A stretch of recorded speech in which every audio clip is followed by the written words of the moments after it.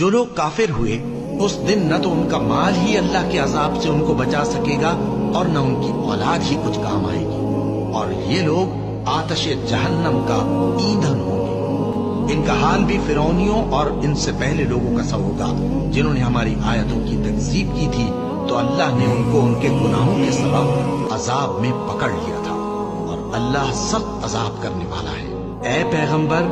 کافروں سے کہہ دو کہ تم دنیا میں بھی عنقریب مغلوب ہو جاؤ گے اور آخرت میں جہنم کی طرف اکٹھا کیے جاؤ گے، اور وہ بری جگہ ہے۔ تمہارے لیے دو گروہوں میں جو جنگ بدر کے دن آپس میں بھڑ گئے قدرت الہی کی عظیم الشان نشانی تھی۔ ایک گروہ مسلمانوں کا تھا، وہ اللہ کی راہ میں لڑ رہا تھا، اور دوسرا گروہ کافروں کا تھا، وہ ان کو اپنی آنکھوں سے اپنے سے دگنا مشاہدہ کر رہا تھا، اور اللہ اپنی نصرت سے جس کو چاہتا ہے مدد دیتا ہے۔